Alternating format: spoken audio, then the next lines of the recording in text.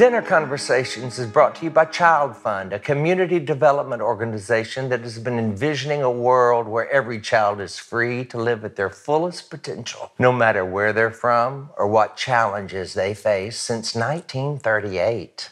Partner with us and our good friends at Child Fund to change the world and the life of a child by considering sponsoring a child today. It really does take so little to make a difference. Visit childfund.org/dinner conversations.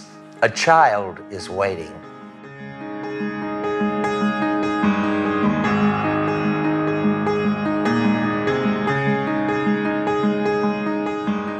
I'm excited about our guest today, Lisa Harper. I met her when I was hired to work at Women of Faith many years ago, and she is an incredible orator. She can take the cookies, like I've said I want to do, and put them on the bottom shelf so everybody can get them. She's a theologian. Mm-hmm. She went to seminary. She knows Greek and Hebrew and their little brother Aramaic. And she's here today, and I'm so excited for you to get to know and hear her story. It's an incredible story of adoption. She is a single mother who adopted a Haitian girl who had HIV, Missy. So a lot of different angles and challenges in that story.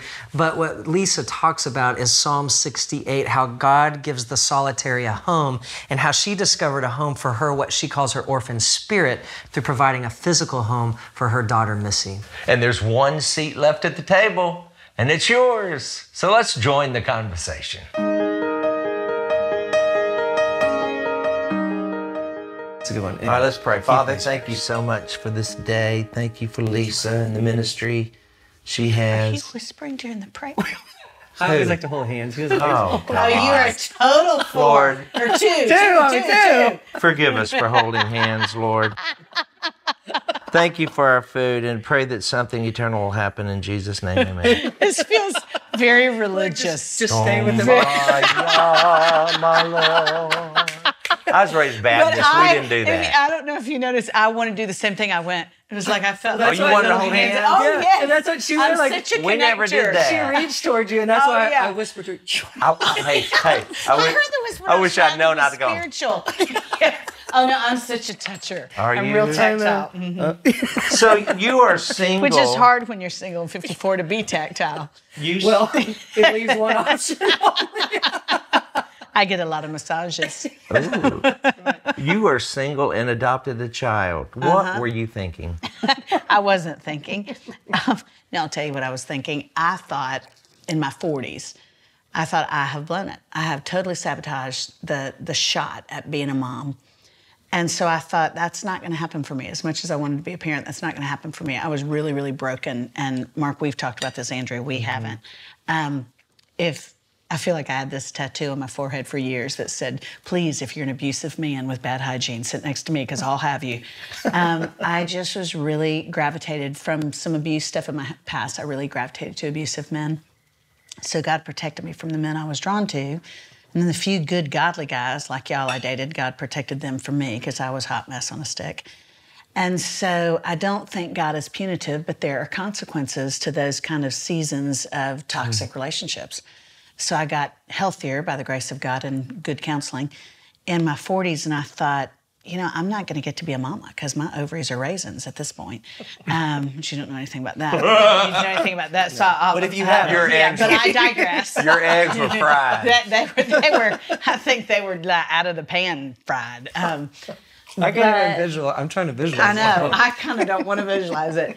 But and by the way, on Dinner Conversations, we're the only you ones get to really eat. I know. And I'm hungry. I'm doing this fast thing where I haven't eaten in 20 hours. So we I'm don't about to mind punch people. You in the face. I don't get to take a bite. We don't mind people talking with their mouth full. So go ahead. But I just got to the point of going. I think maybe God has called me to adopt a kid who doesn't have a shot at a mama and a daddy. And that started this multi-year process. I lost a couple of adoption attempts before I got Missy, but it has just been God's absolute redemption. I mean, I still wake up every day. I'm worn slap out, been a single adoptive mom for almost 4 years. I told Cindy Morgan I was tired to the marrow of my bones. But it's the most glorious kind of tired, but it always points me back to how redemptive God is, because I didn't deserve this. didn't deserve to be your mama. And, you know, she wasn't supposed to live. Her first mama died of AIDS. My little girl has HIV, but she had tuberculosis and cholera, lived in Haiti. Very, very sick. They encouraged me not to adopt her. They said she won't live long enough to get back to Nashville. And she now is healthy as a horse. She has abs. That's really the only way you can tell she's not my kid. Because I think we look alike. I'm convinced I have brown skin. But it has been, honestly, it's been the most glorious thing other than my salvation that has ever happened to me.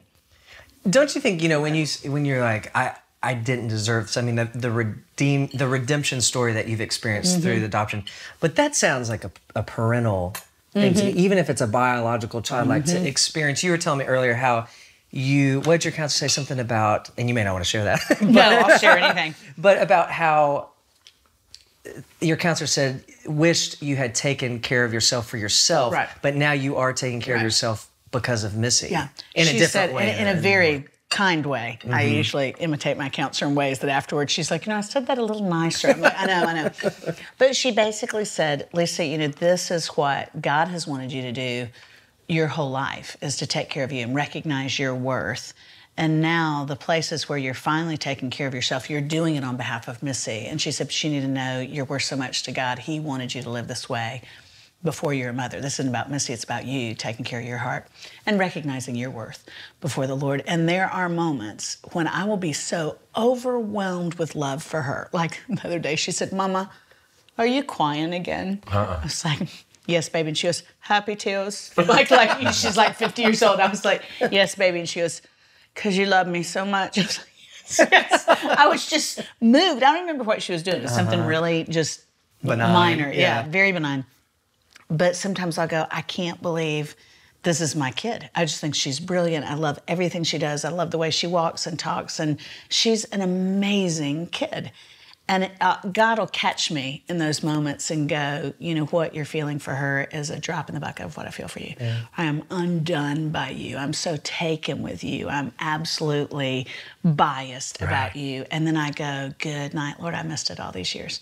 You know, all these years. Doesn't it make sense, though? I've always said that people with children should get the love of God better than those of us who don't. Well, I could preach it to everybody else. I could make an acrostic about it. But at the end of the day, grace was like wet soap for me. It was hard for me to hang on to. And so it has been through being a single mom, I think, that I've really begun to understand the fatherhood of God, at least in part. Did you have any role models of single mothers with children? Because you took on something that I am single and I wouldn't do. Yeah. And in the evangelical world. Oh, yeah. I mean, we could. Oh, yeah. I do want you to go into that. Yeah. How did your cigars and how did your wear trashy clothes? What response did you get from your church people? I mean, when you were first considering, When I was first considering, I had a woman in a small group from church. Actually, I decided I'm not going to tell everybody at church because sometimes in the South, women disguise gossip as prayer requests. Not in your church, but anyway, every blue moon I've come across that. And I thought I'm not going to tell a whole bunch of people because I don't want everybody up in my grill. I'm just going to tell my small group. And I'd been to a women's conference where I thought I was going to a breakout session on missions. And instead, this girl starts talking about adoption. And she said there were 147 million. I remember where I was sitting. This was, goodness, 10 years ago now. She said there's 147 million orphans in the world as we know it today. And she said many of them will die without intervention of very preventable issues like malaria or not having access to clean water. And then she quoted that verse from James that says, you know, as Christ followers, we're to take care of the widows and orphans, the poor and the marginalized. And then she paused for a minute. She's a darling girl, a little blonde girl, didn't look confrontive. She paused for a minute. She kind of glances out over this crowd of very well-heeled Christian women. And she went, what are you doing about it? And I'm sitting in the back of the room and I thought, gosh, you know, I didn't know I could do anything about it. I'm 40, I'm single. And I thought, maybe God's telling me I'm to volunteer, do short-term missions for an orphanage in a third world country. I was just so stirred, and I couldn't get past it. So I thought, okay, Lord, I don't know exactly how you want me to walk this out, but I'm just going to tell a few people that God's really stirring me over the issue of adoption. I don't know what that means. I just want to be faithful. And these 3 girls in my small group basically said, we'll pray for you. And we'll just pray that you'll have wisdom and clarity regarding what you're supposed to do about this. One of them said, if you have time later in this week, I'd love to meet you for coffee. and process this further. And over coffee, this girl I knew from church, and she was well-intentioned. Mark, Andrew, and I have talked about this. She thought she was doing the right thing, but after a few minutes of small talk, she said, Lisa, I just want to be real straight with you and tell you I don't think you're a good candidate for motherhood. She said, you shared with our small group that you were sexually molested when you were younger. And she said, I know you've been to Christian counseling and all that, but just in case you weren't fixed, you might unwittingly transfer some of the trauma you experienced as a kid onto a child of your own. So she said, I don't think you're a good candidate for motherhood. I know you want to nurture something, so my encouragement would be for you to go to the Nashville Humane Society and adopt a pet because you're really good with animals. And I should have known, because by then I'd been walking with Jesus for a long time. I came to know the Lord when I was a little bitty kid.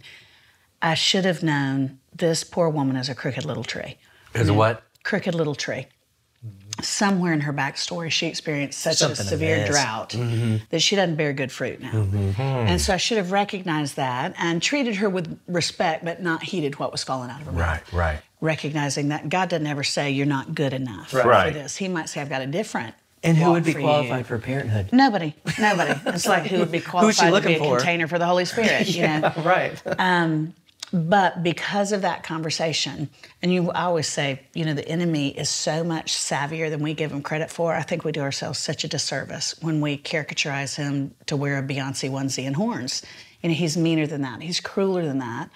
And in my life, he will take just a grain of truth and he weaves that into some kind of awful poison that I'll swallow because it smells and tastes familiar because he's got enough truth in it. Wow. Because my greatest fear was because of that damage when I was younger, I wouldn't be a good wife or a good mom.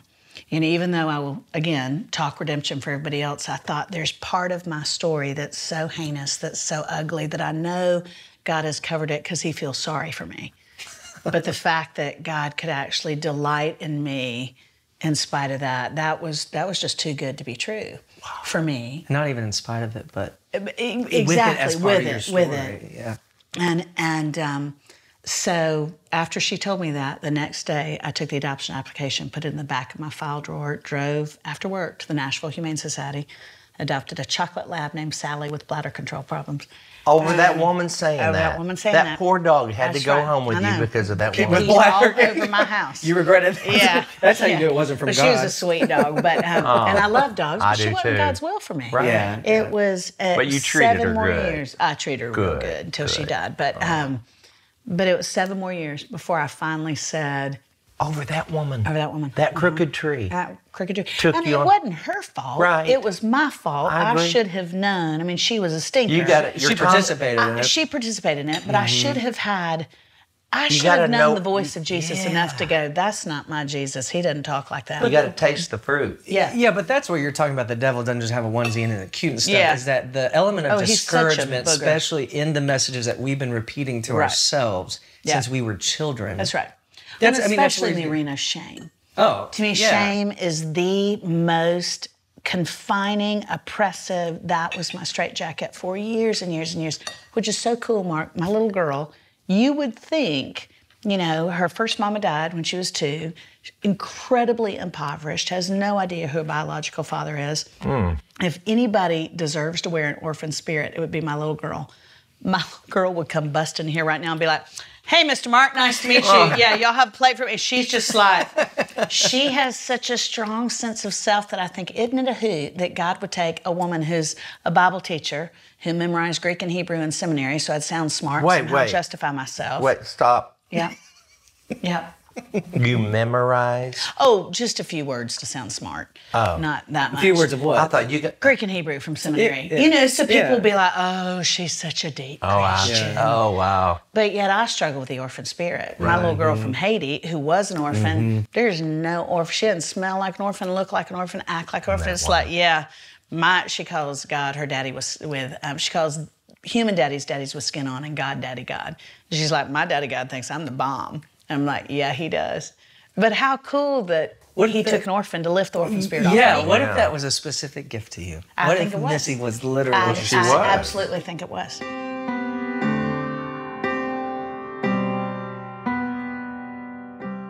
So who are you? My mom's child. Yes, you are. That's true. But you are Missy. And I've heard a lot about you, but today's the first day we've actually gotten to meet each other, isn't it? Mm-hmm. And we're sitting here. And this is my whole house. Is this all yours? Well, Like your mom lives out in a little shack in the... There's no way. She has a bedroom right there. That's right. And that's where I sleep. I sleep with her because sometimes I get scared of the dark. You do? So what do you do when you get scared of the dark? I don't know, panic.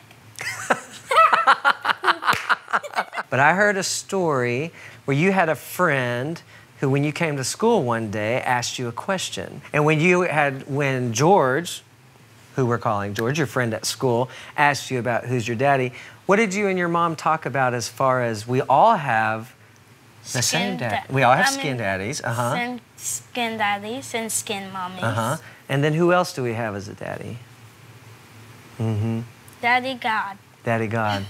Yeah, that's right. So even people who have skin daddies and people who don't have skin daddies, some people's dads may have died. Some may have left and not come back. Some, like in your book, you talk about some are in the military or have jobs that take them far away from home for long stretches of time. Like George's daddy. His dad is in the military? So he has to go, his job takes him all around the world for long stretches of time sometimes, doesn't he? So even when he's missing his skin daddy, who's always there? Daddy God. Daddy God, that's right, yeah. Which means we have the same dad. Do you ever think about that? That's pretty cool, huh? It is pretty cool. Do you remember the first time that you met your mom? Well, when I was a baby. You remember how old you were? No, but you were little, weren't you? Yeah. Do you remember what happened? I remember your mom saying something about when she first held you. I said, "Hello, white mama." So what would you call me if you met me for the first time again? What would you say? Hello, Himson. Oh, yeah! That's right. Thank you. Hug. Hug. All right, now I'm not so scared. I loved when I walked in and I was nervous and you gave me a hug. Kind of like Daddy God, huh? All right. You want to show me around your house a little bit? Yes. Okay. Yes, sir. What is this over here? What are you growing? This is dead. This actually a few. Did you say that's dead? Well, this dead plants. Yeah, Look. it sure is. What was it, tomatoes? Someone doesn't have a green thumb.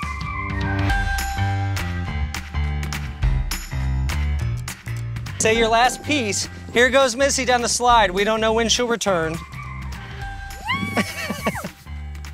Administer my last rites. 3, 2.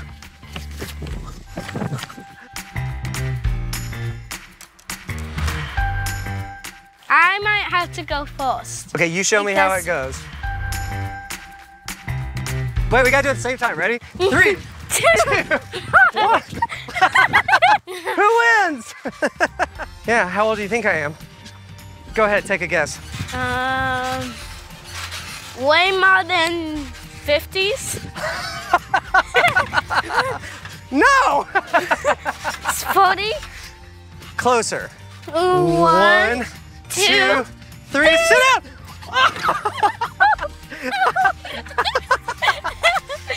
She made me go high. Way to go, Missy. Thank you. Woo! Thank you. What's your name? Andrew. Andrew. Thank you, Andrew.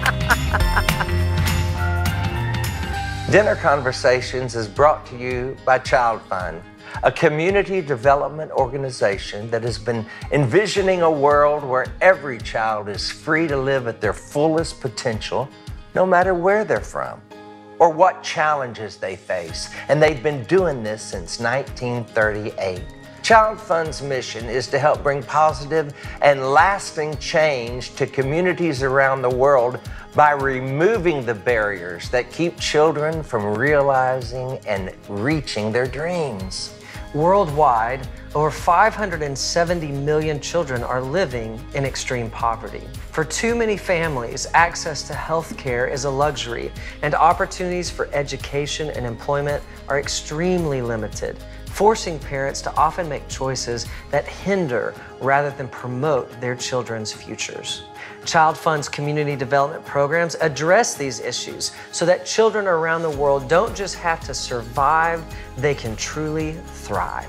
Today, it is the support from sponsors like you that allows Child Fund to focus on the children and build lasting relationships with the communities like the ones we visited in Guatemala. Child Fund strives to help provide communities with critical necessities, including education, clean drinking water, food and nutrition, basic health care and hygiene, and helping children and parents alike know and understand their basic human rights. We believe every one of us have been created unique with value, on purpose, and in love by God. We have been created in the image of God. The children we met in Guatemala are image bearers of our Creator. Think about that. Yeah. And I believe to love God best, we must learn to love our neighbors even better. Our neighbors like these children in Guatemala. Child Fund is giving us that unique opportunity, all of us, you guys and us, to serve God by loving these children through sponsoring a child today. Perhaps you already sponsor a child. Would you consider sponsoring another child in Guatemala? Maybe honor one of your children, a new grandchild, a special niece or nephew. These kids are real kids with real dreams, just like the dreams of your kids and grandkids. We know because we met them.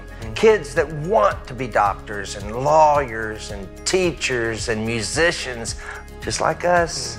Your child sponsorship of $36 a month will immediately link you with the child that you can write letters back and forth with, correspond, send pictures of you and your family, even potentially visit one day. It really does take so little to make a big difference. Visit childfund.org/dinner conversations.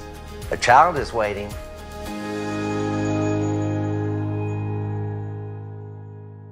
You're the only mother she's really ever known, right? Yeah. Well, she knew her mama was so sick, Marie. When She Missy remembers was born. her? She didn't have any memory. She died when Missy was 2. But I talk about her all the time. We go back to Haiti because I want Missy to love where she's from. I'm like, in the sovereignty of God, it would have been nice if her mama was Parisian or Hawaiian, but she wasn't. She was Haitian. And so we go back to Haiti on a regular basis, and a bunch of women in the village, real rural village, you said you love rural things, about 2 hours from Port-au-Prince, a bunch of women there have gotten saved because when I brought Missy back the first time, they thought she had died because the last time they saw her, she was so sick. Wow. And so we got off this little shuttle bus from Port-au-Prince because God had been saying for about a year, you need to take her back to Haiti. I was like, no, sir. It's not a good idea. She almost died in Haiti. They basically kicked her out of her village and the orphanage because of HIV. My baby was a citizen with no home. So I was like, I'm not taking Missy back to play so much. I'll go back. I'll write checks. Sure. So it's protective over her. It Very wasn't protective. about Oh, no. her Very connection to her protective family. over. No. Very protective over Missy. No, I support her maternal grandmama and her great aunt. I love them. But we went back for the first time a year ago. We stepped off the bus and women started to scream in her village and they'd say, scream, it's a miracle, it's a miracle. They thought she had died years before. And so I said, Missy, I want you to go all around and ask these women to come. We're going to do a little Bible study in the community center tomorrow. Now, if y'all exploit my kid, I'll cut you, but I can exploit her for the sake of the gospel. She asked all these people, and they would scream. They thought I was a high voodoo priestess at first because they thought the kind of magic to take that little girl from death to life. Well, so all these women come the next day to this little community center. You know, just rough wooden benches, maybe like the good old days with a gay thirst. You know, no PowerPoint, nothing fancy, hot as can be. That's the thing that's hard for me about Haiti is I'm a sweater and it is hot as Haiti. But we're in there in the community center, and all these women came to Christ because they said there has to be some type of a correlation between this Jessie, Jesus you talk about, because I know she was dead. And now she's alive. So it's been the coolest thing. The village prostitute has come to know Jesus. She's discipling one of the girls in the village who was sold as a slave for less than an American dollar. All because this little Peanuts story, not because Missy has said much. It's just the transformation of near death to life. It's her witness. Yeah. Yeah, because they go, this isn't just, y'all aren't just talking this stuff. This isn't just a bunch of white bossy Americans. This is true. I follow you on Instagram. I follow you on I should probably say I'm sorry. All I ever talk about is Jesus and Missy. I love it. Yeah. I love it. Do you think, or are you concerned at all that this kind of exposure for her could be a problem later? We talk about it, and I'll tell her, I'm like, baby, way back in the day, a friend I know who has a child with HIV said, Lisa, the only way we'll get rid of the stigma of HIV is to talk about it. Right. Well, I had brought Missy home. Maybe I'd had her home for 3 months, and I'm talking to this girl, and she said, I just have to tell you, I'm kind of undone by how often you talk about how God is healing Missy's HIV. She said, I won't talk about HIV publicly because the stigma. And I went, you are the one who told me. We have to talk about this, the stigma. And she goes, oh, I was just blowing smoke. I can't believe you really do it. I was like, doggone, you're high. Because she's afraid of people's responses. Well, she's afraid. Well, HIV is not a death sentence anymore, correct? It's so not a death sentence. Missy's life They got the same. cocktail. They have a cocktail. She's on 3 antiretrovirals twice a day. Her CD4 count's higher than mine, which means she has more white blood cells to fight infection. Her HIV numbers, the most sensitive test they have for pediatric HIV to test for it, measures 20 parts per million in the blood, and she doesn't show up on that test. So she is essentially she's got a good doctor. healed. Not She's got a great detecting. doctor. She needed love and medicine. She didn't need to be healed like I needed to be healed spiritually. She needed love and medicine. Right. But what's been so cool is I get constant letters from people who will say, I thought there was no way I could adopt because I'm single, or I thought there's no way I or we should adopt a child with HIV because I thought they'll just die and it'll break my heart. And then I watched you on social media because I think social media can be so stupid. But it can be a great tool. But it can be a great tool. I mean, you use it. I mean, it's, you can use it for good or evil, but because they've seen some little silly thing on Instagram or something, they'll go, I went ahead and checked the box that we would take a child with HIV. So there's several children that have been adopted because of Missy who have HIV. Single and they'll live moms full lives. have done this? Both and. Okay, both and. Yeah. Let me ask you this. What, for the person who say, well, yeah, it's easy for you. You're a national bookseller, national New York Times, who knows what, all millions of books. You got money. Hyperbole. That's not just hyperbole, that's a flat lie. Well, That's just a lie, but I appreciate it. But my mama has most you've of my done books in well. her basement. You've probably done well. I've done okay. Okay, but well enough to. Well how enough to well adopt do a you child. have to do? I mean, could a school teacher do this? Oh, school teachers are phenomenal mamas. Well, of you course don't they are, have but to have financially. that much money. Financially, I was the most worried about Missy's meds. Her meds are a little over $1,000 a month. And I thought, Lord, I don't have this. I'm telling you, He provides. I've never taken Him at His word. I'll memorize those verses, but for Him to say, I'll meet all of your needs according to my glorious riches in Christ Jesus, I was like, I mean, I'll teach that. I never had to hang on to that. I mean, Mark, that was the knot at the end of my rope because when things happened, I was like, Lord, I don't know what I'm going to do. I mean, I had enough to bring her home, but I don't know what I'm going to do. I have been flooded. I've never, ever, until I adopted Missy, so you say I've done well. I didn't do that well because I never had a royalty. Do you know when I went to Haiti the last time, my roof fell through. I hired a contractor who struggled a little bit with liquor. And he stole just a little bit of money from me to the tune of $38,000. And I didn't have it. I was like, Lord, that was what I'd saved up to redo my little girl's room. I was like, I don't have it. Never in my whole life have I received a royalty. Do you know I did a Bible study with Lifeway, and the very first royalty check I ever got was when I came home from Haiti was for $38,000. And so He has provided every step of the way.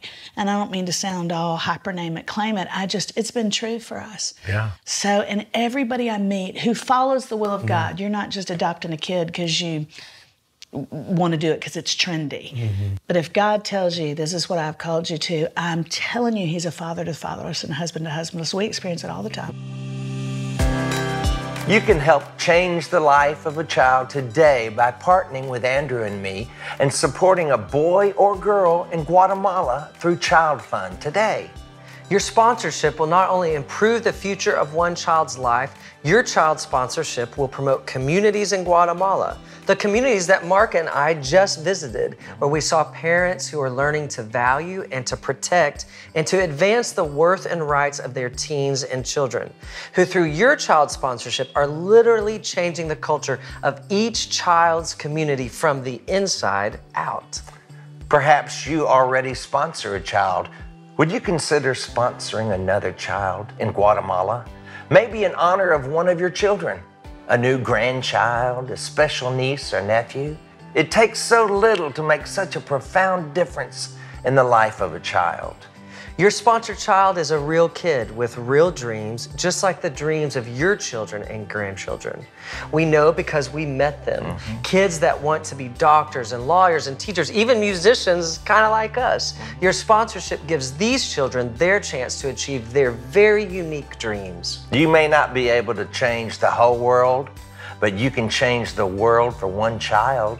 Visit childfund.org/dinner conversations to sponsor a child in Guatemala today. As a small way to say thanks for your child's sponsorship, we will send you an autographed Season 2 DVD and Songs from the Set CD. Yes, plus a special item made just for you by the communities in Guatemala. And every sponsor and a guest is invited to a Dinner Conversations Friends and Family Weekend in Nashville. Hey now, which includes meal times with Mark and me, private little concerts and chit chats with our friends, and a special Sunday morning service that will happen right before you head out of town. And if you sponsor more than one child, you will have the opportunity to be a guest on an actual episode of Dinner Conversations during the Friends and Family Weekend in Nashville. Does it get better than that? No. Does it, Mark? Does it? Stay tuned for exact details, and don't forget to visit childfund.org/dinner conversations to sponsor your child today.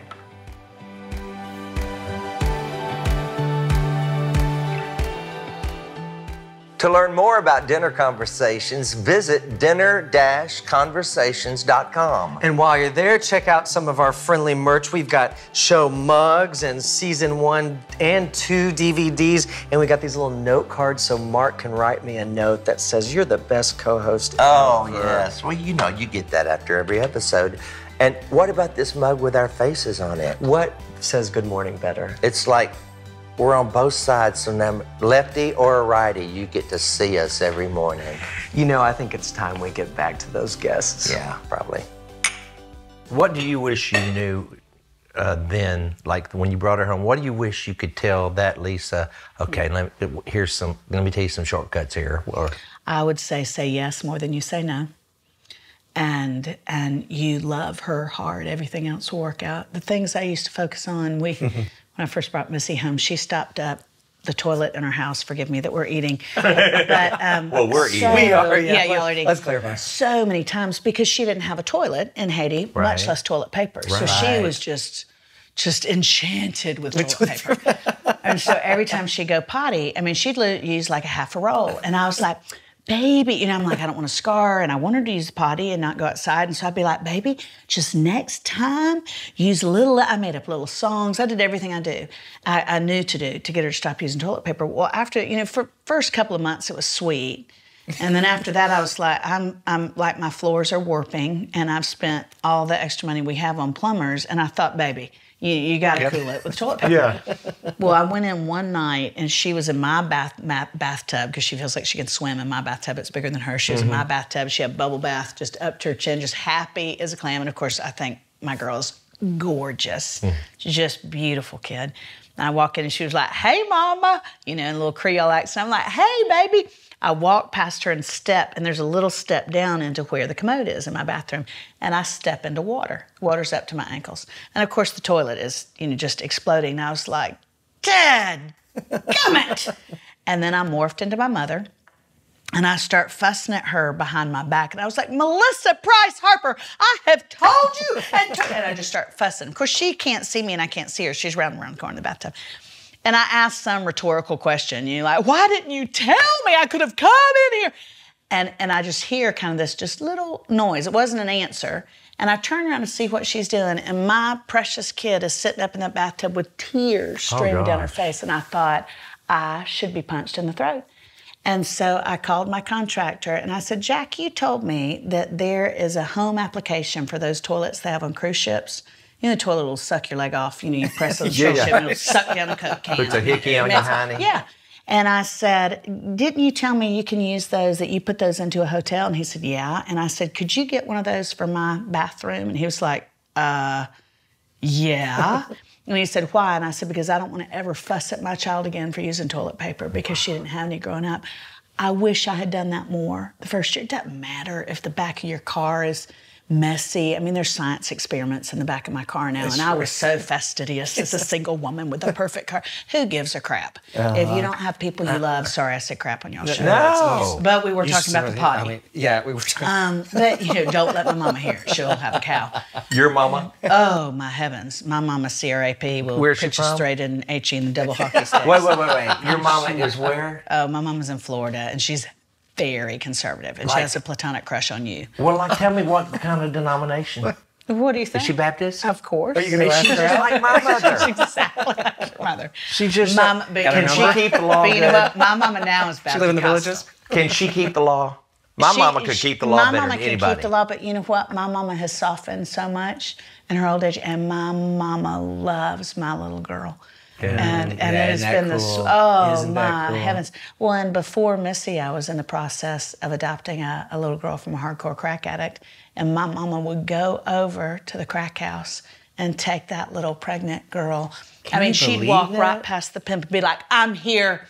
So, yeah, she can keep the law, but she... When I get to she meet got her- the law I when mean, she got older. My I mama love that. loves- How old is she? She just turned 80 last year, walked Well, 6 my miles a dad's day. 85. Maybe we could get him. Hey, I'm all... Let's go. I've always felt kindred with her. I have too. I will tell you that my mother, through the adoption process, I wasn't sure she could handle it because she's very like Beverly. Kind of everything's buttoned up, everything kind of a little. Well, everything just Ain't nothing wrong with happens that. within these parameters. Yeah, that's all they need. And she was really unsure, not in a shaming way, but just really unsure if I should adopt a kid with problems. And so when I told her I was going to adopt, or I was in the process of trying to adopt this little girl who was a prostitute and a hardcore crack addict, her unborn baby, she didn't know who the daddy is. It was one of her Johns.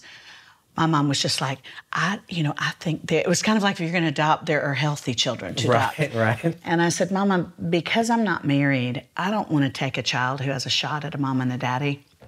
Totally my opinion, but my opinion is that's God's best. Right. Is to have two loving parents with a kid. And I said, so I would rather put myself in the position where I would be adopting a child who doesn't have a shot at a mom and a daddy. And so after really kind of wrestling with that, she was like, I'm behind you.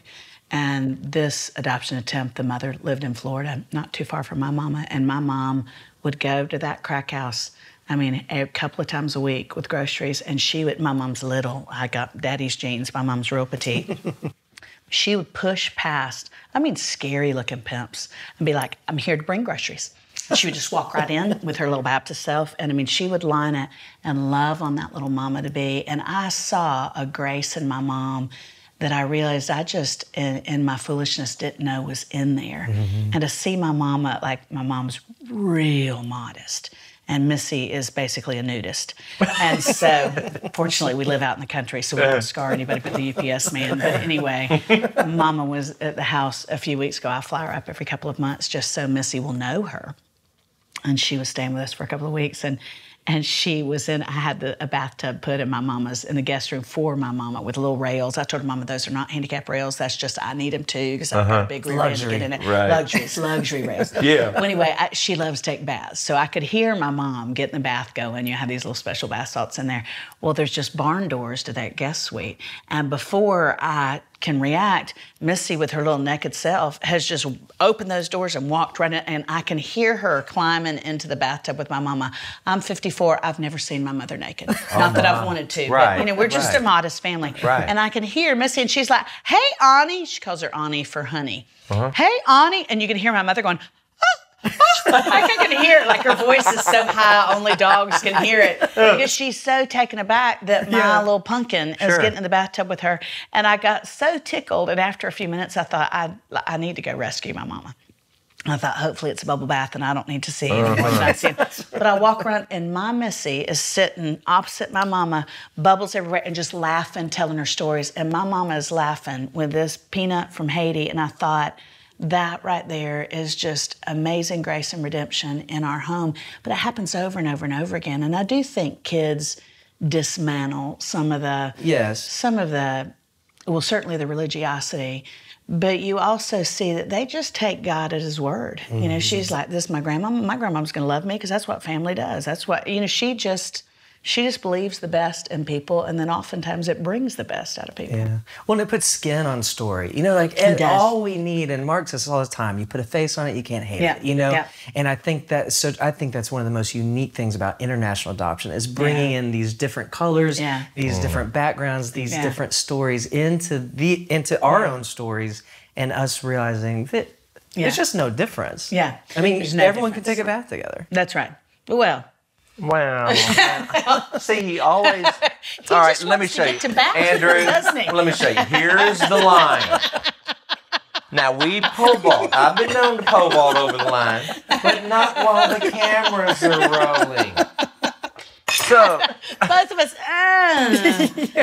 we can all take baths together. Yeah, but that's going to be the innocence of the child. Yeah. It's wisdom. It's just beautiful. How has that changed, like the exercise of you, a couple things I've heard you talk about, you know, of how you have changed through how you've been transformed through the way that you care for and love Missy, right? Yeah.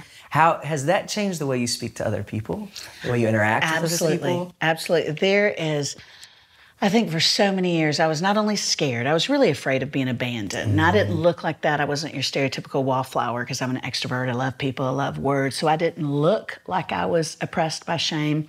I faked it very, very well. But God had lifted so much of that off me. And then by the time I got to be her mom, I feel like I'm the rose blooming out of cement. Even though I see it in her, I feel like it's happened to me too. And there's a softness that I didn't have before Missy because I'm not afraid of my heart being hurt anymore.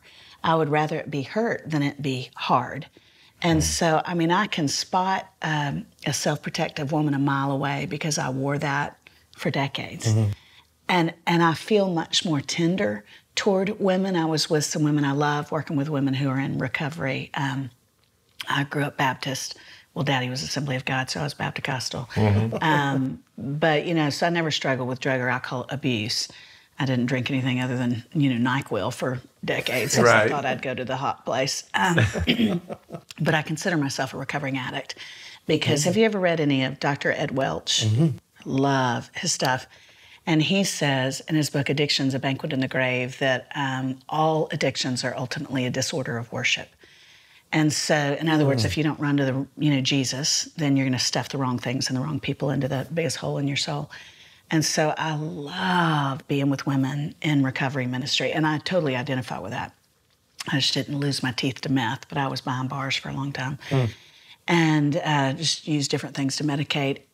The people that I would have judged 20 years ago, now I totally see myself in. So it's changed everything for me. I see the father heart of God is so much more accessible, and really his image in other people is so obvious to me now, whereas before I could just be a real toot. I might use Christian language, but I didn't have the compassion he's called us to have. And so I think at some level, all of us identify as orphans. I did more than my daughter.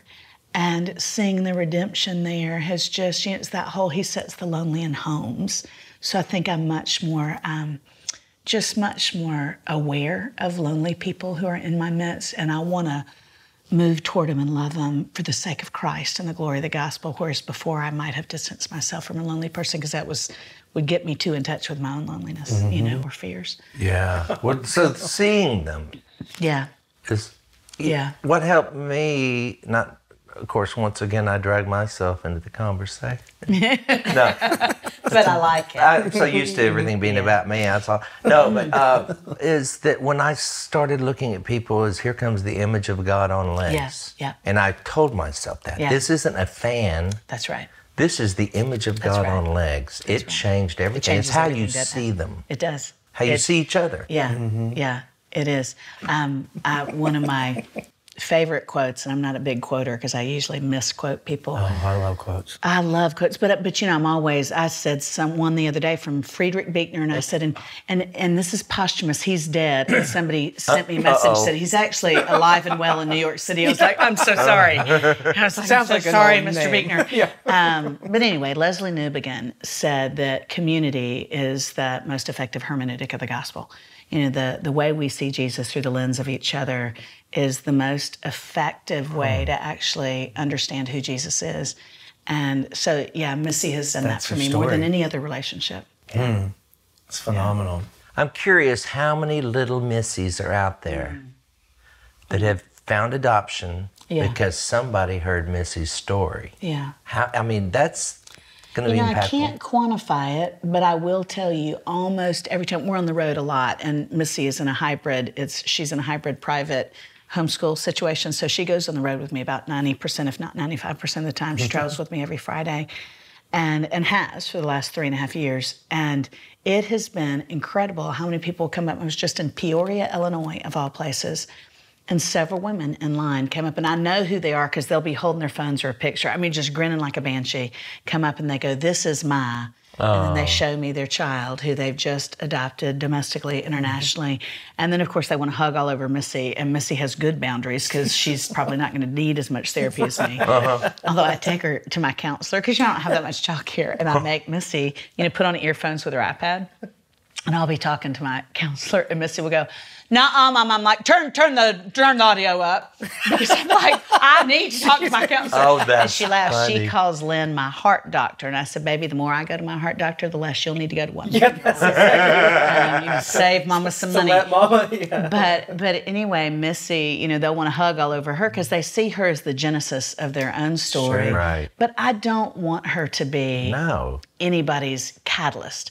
I want her to live her own story with Jesus. And if the fruit of that story is other people being adopted, hallelujah to the glory of God. I hope she's mostly innocent of that. I want God to be the hero of her story. I don't want her to carry the baggage of I've got to be the hero of anybody else's story. But yeah, lots. I mean, we get. But you'll help her do that if she feels safe. Listen, yeah. I mean, She is. I mean, I tell her all the time the things in her that I love because I really am. The affection I feel for her, sometimes I almost feel like I need rib expanders. I literally feel like she has changed the topography of my heart and the size of my heart. And again, getting back to Jesus, to know that is a drop in the bucket of the way he loves us, that slays me. Because I did not think of myself as delighted in. I knew he saved me when I was a kid, but I thought he saved me because he felt sorry for me. I couldn't begin to imagine God dancing over me or grinning. I will grin sometimes over her so big my cheeks will start to cramp because I just think she's amazing. Yeah. We just did this, she did, a hip-hop class, and I thought, we're going to slay this class. Because all these little pale kids in Williamson County and Missy. I was like, sorry. We're going to rock this class. She was the worst kid. Terrible. Just terrible. No, she has great rhythm, unlike her mama, but she does not like to follow exactly what the instructor said. So she just made up her own riffs and stuff. But what was hilarious is these other little kids, they were very serious at the recital, like doing exactly what was, expected of them as young hop artists. Missy would do all this wild stuff they didn't even tell him to do, and then she'd look at me about every 5 seconds, like, and I'd be like, I mean, we're like the biggest goobers. We're both. Well, are you going to proud. have? You think you'll have any more or adopt any more? I would. Every time I go to Haiti, we're going to Haiti for Easter. It is hard for me not to commit to another kid. The reality, and I don't want to be. I don't want my emotions to outrun the will of God. The reality of being a single mom who travels 160 days a year with a child who has HIV and some medical needs, it's a lot. Yeah. I mean, I'm keeping my head above water by the grace of God, but it's just a lot. If I married, I would adopt 50 kids and have a school bus of older kids who usually will age out of the adoption program. I don't know. I can't say no. Thank you, Daddy Mark. Thank you, Daddy Mark. So anyway, I didn't really answer your question. I would love to have a whole mess of kids. If I don't, Missy is more she's dreamed of. Yeah, so I don't know. I just can't say no. And so I could see myself as a really old mama. But you do have to think about, in 20 years. Yeah. I'm going to be 20 years. I'm not even going to know what's going on. So I'm going to be completely oblivious to it. Where was I 20 years ago? It seems like last week. Isn't that crazy? Isn't that weird? And I still feel like I love my heart where it is now, because it's kind of the Velveteen Rabbit thing, or the Skin Horse and the Velveteen Rabbit. If I could go back to my 20-year-old self and go, oh, baby, major on the majors, because the stuff you are so preoccupied with now is not going to matter. But you can't know that without life experience. No. You can't have the bumps and bruises on your heart that proves, I think there's so much sanctity in scars. I used to think I want to hide my scars, and now I'm like, look this one, let me tell you what Jesus did here. Look at this one, let me tell you what Jesus did here. But so I think probably at 74, 20 years from now, I'm just going to be even more content. I'll have less of a metabolism and my hair will still be chemically dependent. But I'll just be like, let me tell you the stories. Let me tell you what Jesus has done for our family. Whether that's me and Missy and her going, I know, Mama, I know. I know. Or me and Missy and... You telling your story, she will tell her story. She'll be 28. She'll be 28. She'll be 28. Okay, when you said that, I have to tell you one other thing, but it was the coolest thing. We got to go to D.C. lately, and I always want to say got to go because I always want to have reference for... America, no matter who's in office. So I will keep saying we got to go to Washington, D.C. It's not always my favorite place to go. But we got to go there to testify to several different senators on behalf of food shortage, global malnutrition, and food scarcity. And so I had memorized all these bills and stuff, or tried to, so I wouldn't sound like such a redneck in these meetings, because I thought I just want to be able to name the bill that we're fighting for and what we want to encourage our congressmen and senators to do. But they asked me if I'd bring Missy, because it always helps put a face on it. Right. Well, so our first meeting, and you were in like the lowest of the lowest of the low on the senators, feeding chain, because nobody wants to talk with people who are coming in and talking about food scarcity. So we're with like some junior staff person, and you can tell they're like looking at their watch, rolling their eyes. And I'm trying to keep it brief, which is not my gift. I'm a windbag.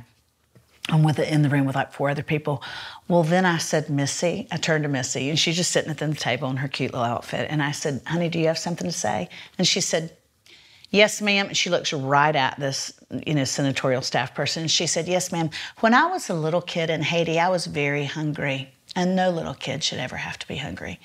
And that staff person, who had literally rolled her eyes like 30 seconds before, just tears sprang to her eyes. I was like, yeah, what she said. She said, but she went all over Capitol Hill. She was doing flips all the way down the Senate chambers. And it was hilarious because, there's all these men, all these power brokers, and they would literally stop in mid-conversation. It's like, who is the little child doing flips? And I just didn't stop her. I thought, you know what, there's plenty of room in this hall. And I thought, I'm not going to tell my kid to behave. She's being a joyful 8-year-old, and we need a little more joy in this place. They probably loved it. We ended up having all these congressmen, several senators, stop us. And they say, honey, what's your name? She said, I'm Missy Harper, and I'm from Tennessee. And you could tell they were like, she's got a Creole accent. She's from kind of, Southern by way of Haiti. And they'd say, why are you here, honey? And she'd go, so other little kids don't have to be hungry. I was real hungry when I was little in Haiti. Oh, and that's all she'd say. And they'd just be like, and I'd be like, bye-bye, sir. Bye-bye, ma'am. I just followed her around because our stories matter. They carry weight. Yes. And so, I want her to always tell her story. So her stories help me tell more of my story. Oh, yeah. I think that was good. I love it, yeah. Oh, we want to thank Lisa Harper. Yeah, and her daughter, Missy. Yes. Yeah, so great. You can check out Lisa's books in our Amazon affiliate link in the episode description below. And if you want to binge watch Dinner Conversations, you can do that right now on Amazon Prime.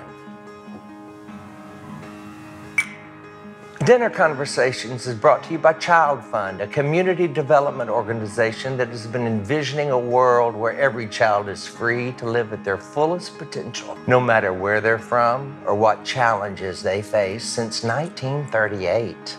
Partner with us and our good friends at Child Fund to change the world and the life of a child by considering sponsoring a child today. It really does take so little to make a difference. Visit childfund.org/dinner conversations. A child is waiting.